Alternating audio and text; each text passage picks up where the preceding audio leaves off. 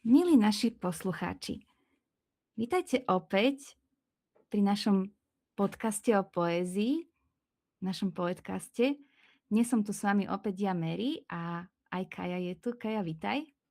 Ďakujem, Mary. Ahojte všetci. A dnes by sme sa chceli opäť rozprávať o tom, ako tvoríme a ako píšeme básne. A ja by som na to išla rovno in medias res. Minule sme sa teda rozprávali, kde tvoríme, kedy tvoríme a načali sme otázku, že ako tvoríme. Tak Kaja, čo ťa tak minule napadlo a nestihla si to povedať? Ako píšeš, ako ty tvoríš? No, najlepšie je, že ja si úplne nepamätám, čo všetko som porozprávala, ale To asi možno ani ja. no, ale veď o to bude veselšie, veď si zopakujeme. Ale asi také možno, čo je pre mňa také typické, keď si predstavím, ako tvorím, tak je ako keby pocit, že tá báseň už je napísaná a ja ju vlastne iba niekde nachádzam. Že vlastne jednoducho niekedy mi príde báseň ako keby celá, že si sadnem a zrazu píšem. Málokedy sa teda stane, že píšem, takže idem si sadnúť a idem niečo napísať. Vždy to je taká nejaká vnútorná inšpirácia a teda, ako som povedala, báseň sa mi napíše celá naraz, alebo teda ju napíšem, zapíšem. Fakt mám pocit, že už je niekde napísaná a iba ja som nejaký zapisovateľ toho a málokedy už potom nejako korigujem extra tú báseň, že väčšinou ju mám rada takú, aká je. A potom samozrejme teda som spomenula tiež tie príležitostné a tam teda to sa k tomu teda posadím. To sú asi tie chvíle, kedy sa posadím ku básni, ale tiež čakám na niečo, čo bude inšpiráciou a veľakrát mi k tomu pomôže, keď si niečo pekné prečítam, alebo sa niekde prejdem, alebo si sadnem do toho vlaku Áno. a idem krajinou, no. A ty to máš ako? Vieš čo, veľmi dobre sa mi počúva, ako to mravíš, ako normálne si až hovorím, že veď to vlastne musím vyskúšať, že predstaviť si, že tá báseň je už napísaná a ja ju len zapíšem. Ja sa priznám, že ja som možno niekedy trošku taký človek, ktorý tlačí na tú pílu. A mne sa častokrát stane, že ja dostanem jedno slovo alebo jednu vetu ako takúto inšpiráciu, o ktorej ty rozprávaš a ja ju potrebujem rozviť. A ja sa priznám, že ja na to používam nejaké pomôcky, o ktoré sa tu chcem aj podeliť možno s poslucháčmi, že ako to píšem.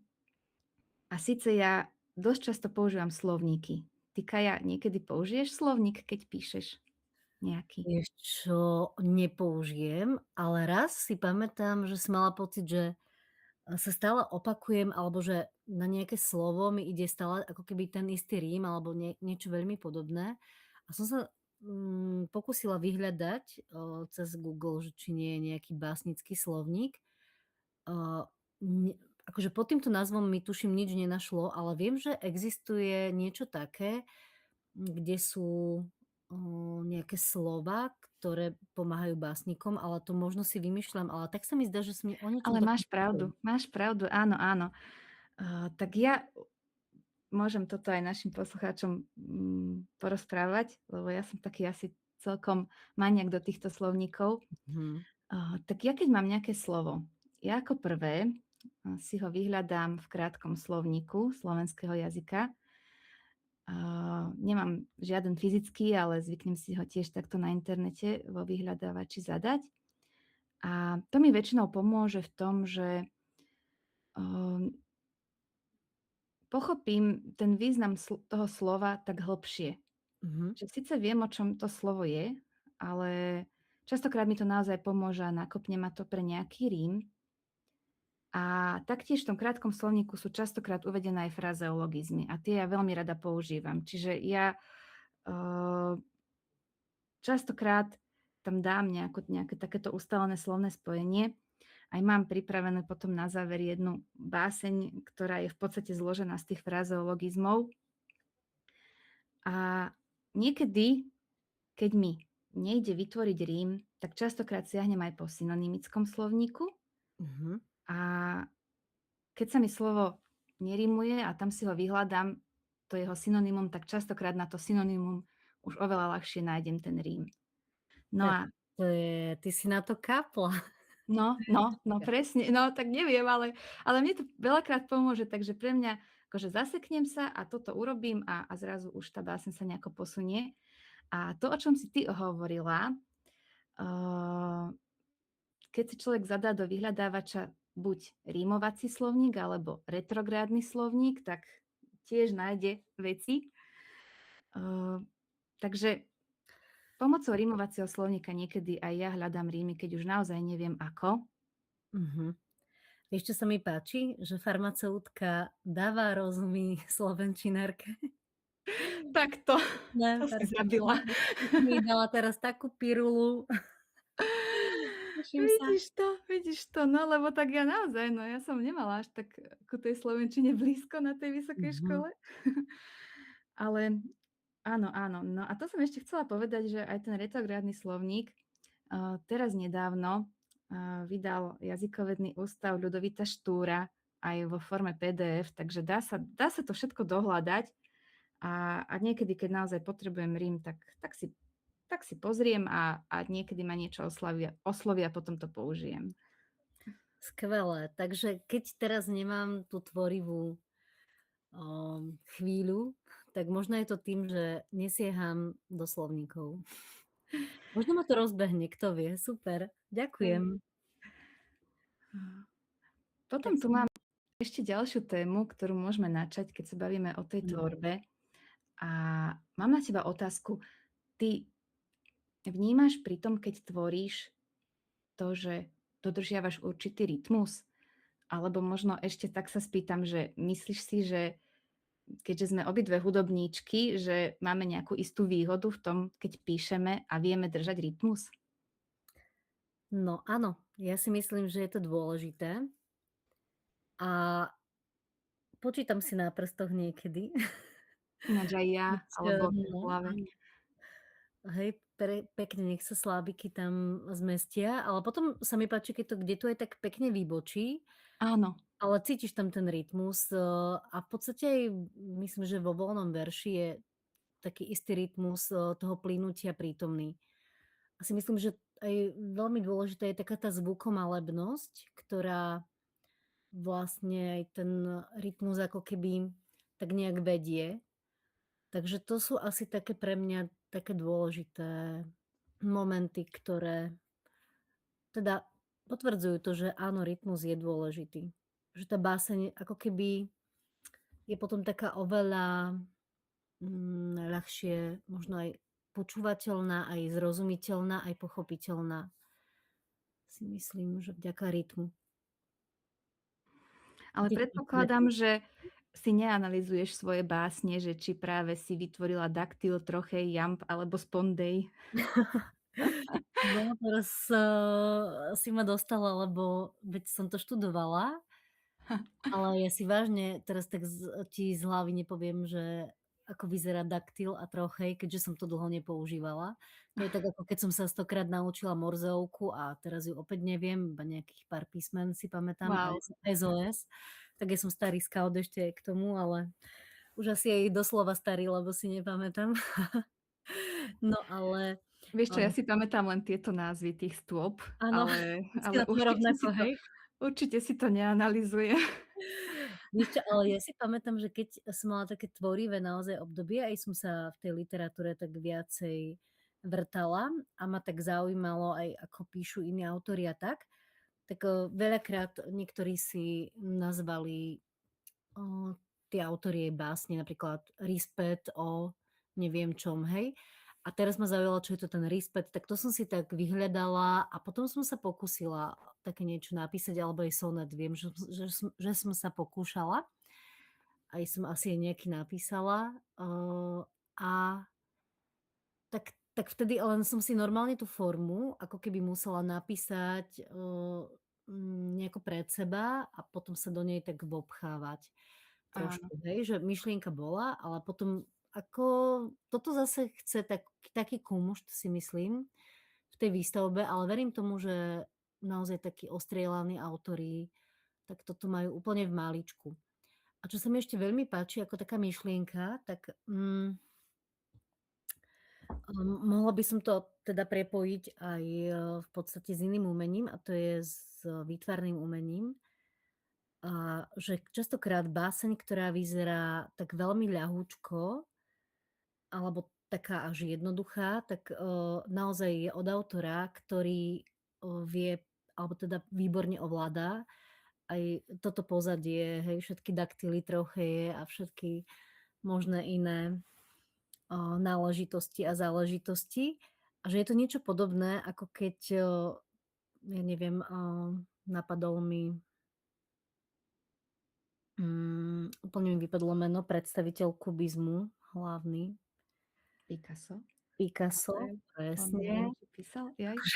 Ty myslíš teraz, že maľoval, hej? Áno, áno, a že vlastne tie ako vyzerajú tie jeho maľby, hej, že sú také naozaj, jednoduché, úplne posunuté tie tvary, Mhm. také však tie kubistické typické hranaté vzory a oble a všelijaké, ale také naozaj ten tvar taký vytiahnutý a posunutý až do takej úplnej jednoduchosti, ale on za tým naozaj vie maľovať aj ako starí umelci, hej, takže že vlastne už je to niečo iba také vyabstrahované. A toto si myslím, že je aj vidieť, že, mm, aspoň kto má tak, k tej poézii blízko, že ju vie tak, myslím si, že načítavať, tak vníma to, že, keď niekto aj napíše niečo jednoduché a je to naozaj dobrý autor, tak je to cítiť, ako keď to napíše niekto, kto si povie: "Veď idem tu niečo iba tak nabúchať na papier."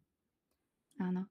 Takže Teraz ma pritom napadá, či aspoň pri tej tvorbe rozmýšľaš nad tým, že či používam alebo nepoužívam gramatický rím. Ešte vysvetlím, že gramatický rím je v podstate taký rím, keď sa nám rímujú dve slova, áno, ktoré sú rovnakého slovného druhu. Typický príklad kvet, svet, dom, áno. strom. Takže Aj v rovnakom páde.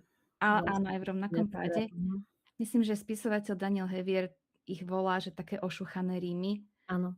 a aj zo súťaží máme skúsenosť, že to sa väčšinou považuje za chybu, použiť takýto rím, tak na toto si dávaš pozor? Určite, toto je asi tiež jedna z takých podstatných vecí, ktorým sa vyhýbam, ale, stane sa mi tak raz za 15 básní, že v nejakom verši použijem aj takéhoto typu rím, ale nemôže mi, ako hovoríš, znieť teda ošúchane, že je to niečo, čo je čo nie je taký nejaký prvý plán a znie to dobre, tak vtedy som ochotná ho tam nechať. A všimla som si, keď som si aj čítala, zbierky napríklad od Mihálika a tď., tak myslím, že on aj viacerí, naši takí poprední básnici, sa im občas vyskytne gramatický rím. Vieš čo, áno, určite áno, ale Ale je to nežiaduce, no, ako hovoríš. A ty si na tom ako? mám to veľmi podobne.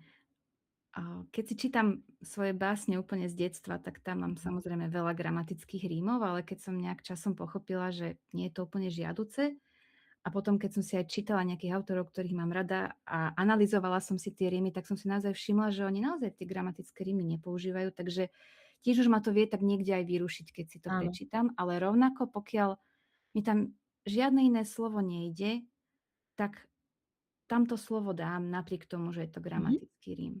Áno, tak sme na tom podobne.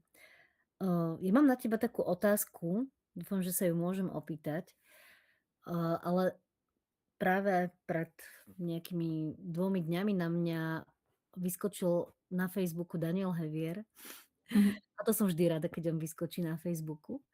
A mne sa tak zdá, že ty si bola na nejakom tvorivom kurze alebo niečo podobné u Áno, áno. Daniela Heviera. Mohla by si k tomu niečo bližšie povedať? A konkrétne ma zaujíma teda, že aký to bol kurz, ako to vnímaš, že ťa posunul v tvorbe alebo v chápaní možno tvorby?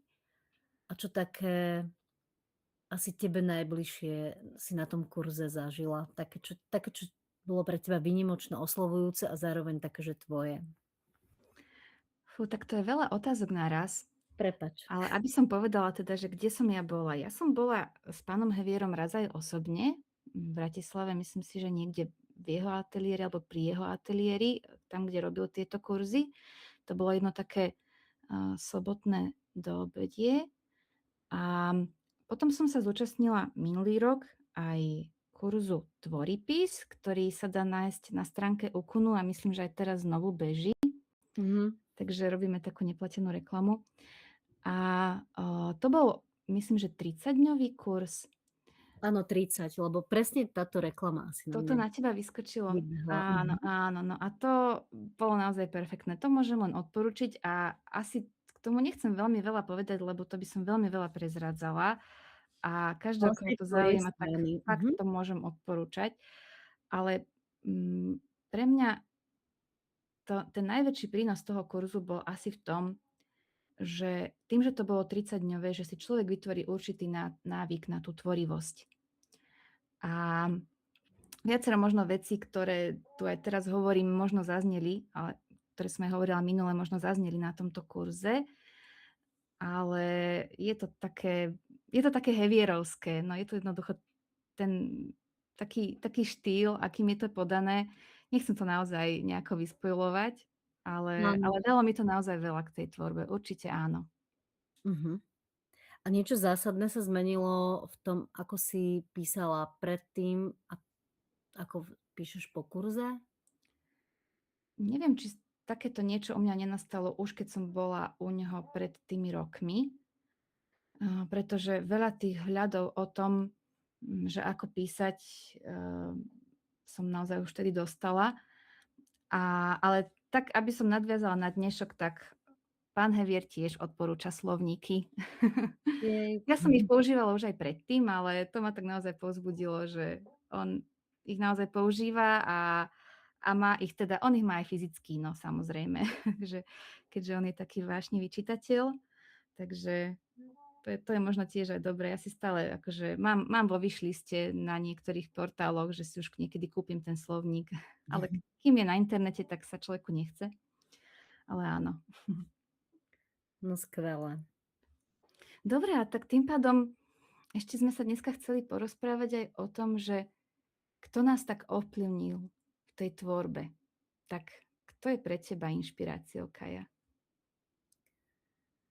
No, tak, mám veľmi rada v poslednej dobe, teda odkedy som ho spoznala a nebolo to úplne dávno, Bohuslava Rejneka. Je to český autor. No pre mňa je úplne neznámy. Tak, no, tak to ti pošlem potom nejaké veci od neho. Sú nádherné, také, hlboké a také iné, také ani ich neviem úplne pomenovať, asi to ani netreba. Ale celkovo mám veľmi rada českých autorov, sú mi takí niečím blízky.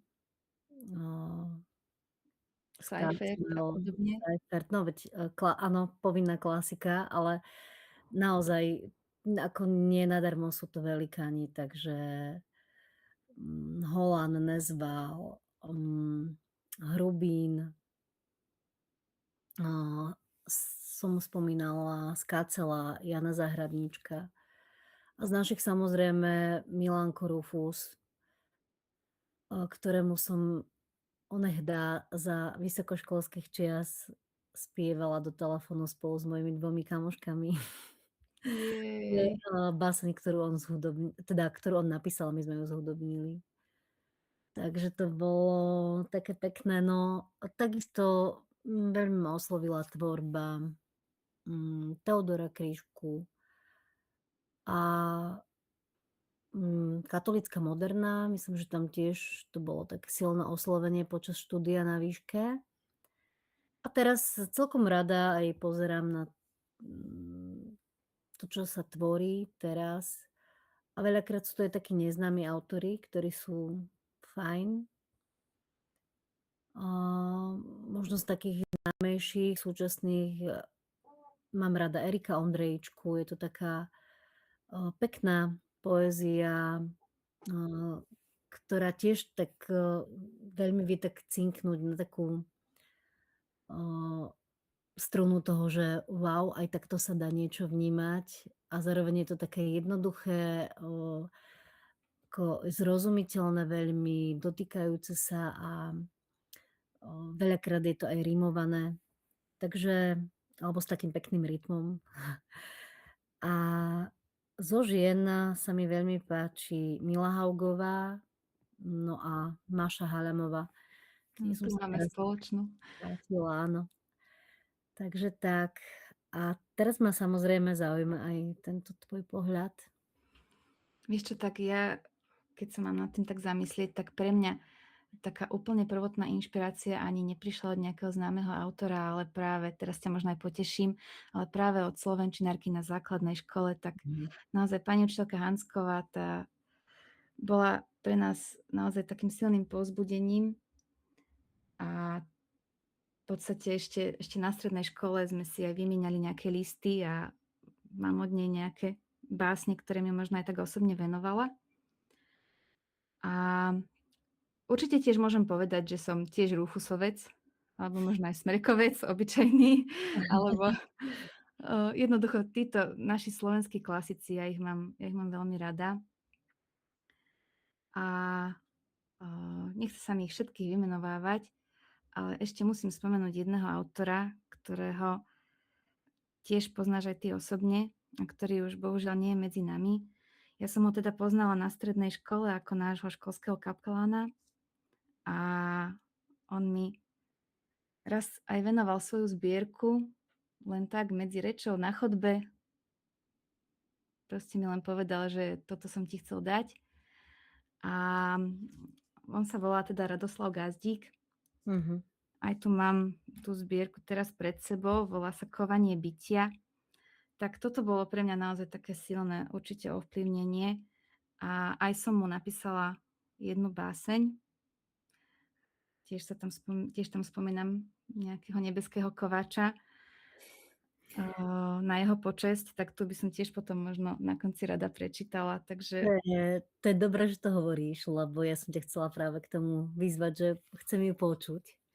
myslíš, že teraz už ju dám? Ja by som si ju dala aj teraz. Dobre, tak môžeme. Mhm. Modlitba k poetovi. Prosím vás, majstre života, vyproste mi tú úprimnosť, čo ukrýval ste do veršov. Ľahko, jak kováč kuje kov. Nech navrátim sa znovu tam, kde pestoval ste vo mne cnosť a priznávanie pocitov. Nech zas ich kladiem do veršov. Proste nech zmizne clivota, nech poučí ma minulosť. A bytie nech je súcnom slov. Nebeský kováč kuje kov. No, tak to je také krásne. Ďakujem. Ako na to reagoval? To som už napísala posmrtne, takže tak Aha, možno nejako duchovne vie o tej básni. tak to je sila.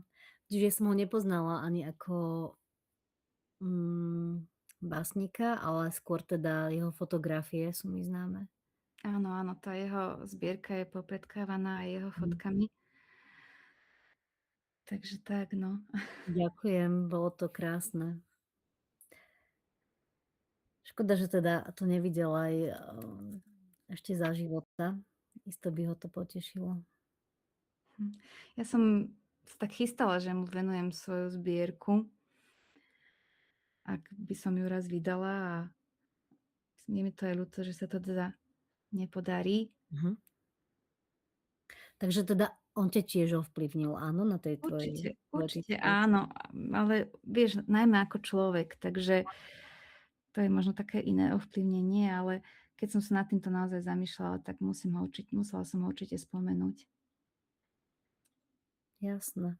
Kaja, máš ešte niečo k tejto téme našej dnešnej? Vieš čo? Ja som to poňala teda tak, že som ti rovno vymenovala tu autorov, ale v podstate, ako som povedala asi aj minule, tak sa mi to,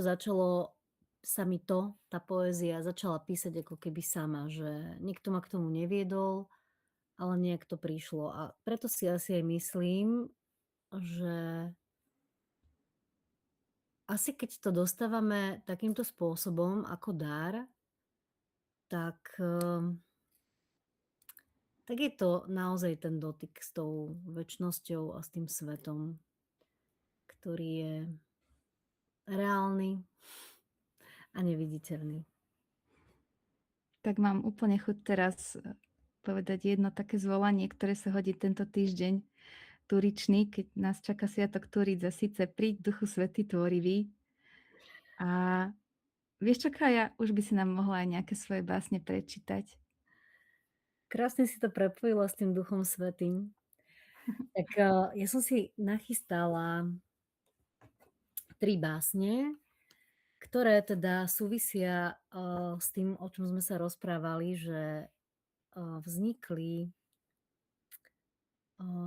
pre nejakú príležitosť a konkrétne som teda minule spomínala, to si teda spomínam, že píšem, vlastne pred Vianocami alebo na Veľkú noc, pravidelne nejaké básne a že teda je to ten čas, kedy si sadnem a naozaj chcem niečo napísať, ale zároveň, chcem do toho vložiť niečo, čím aktuálne ako keby aj žijem a zároveň teda nech to je také spojené s tým, že nech aj človek, ktorý nevie, ako práve žijem, tak, nech je to zároveň niečo, čo to tak celé objíme a nech každý z toho niečo má. Tak, neviem, či som bola zrozumiteľná, ale hlavne, že ja viem, čo som chcela povedať. Áno, áno. Ale skúsim dať teraz 2 také vianočné. Tie sú aj také, jedna je z roku 2022 a druhá podľa mňa ešte skôr, tam nemám uvedený dátum, ani neviem prečo. Tak začnem tou ešte skôr.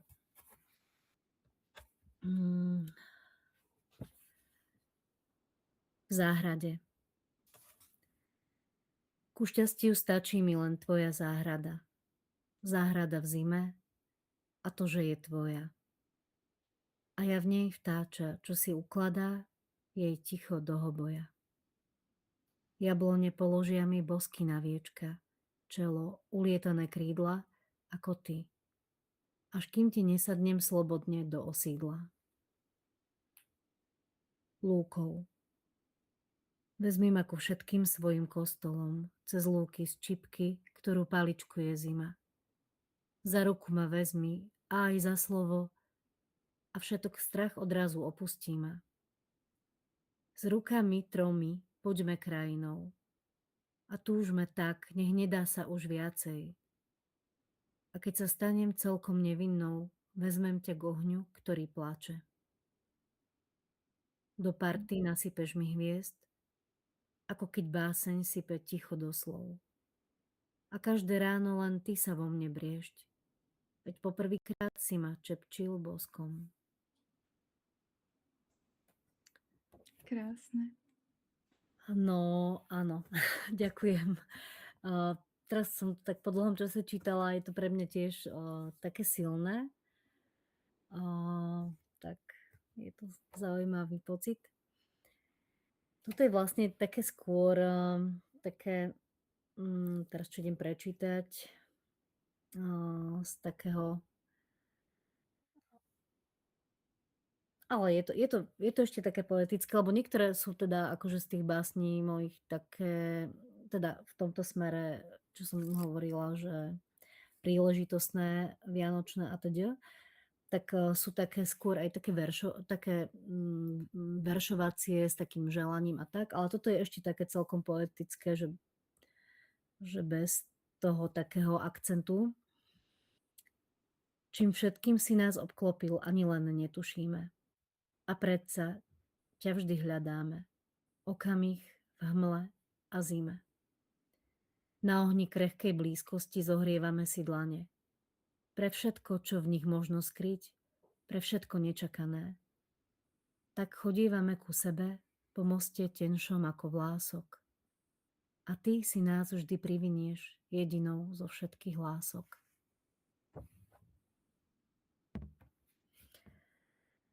A teda Ďakujem. taká aktuálnejšia jarná z minulého roka, do ktorej som vložila asi také pocity, takej trochu aj bolesti a zároveň nádeje, lebo vtedy mi umieral tatino. Tak som to tam nejak chcela vložiť asi takú túžbu po tom živote, potom. Hm. A potom dotyk. Premenil všetko na kvet. I slzu, čo nestihla som zaprieť, nechal rozkvitnúť životom. Ďakujúcim za krehkosť kvapky, ktorá nebadane prúdi. Dotkne sa všetkých milovaných ľudí, veď rozkvitáme v tebe napokon.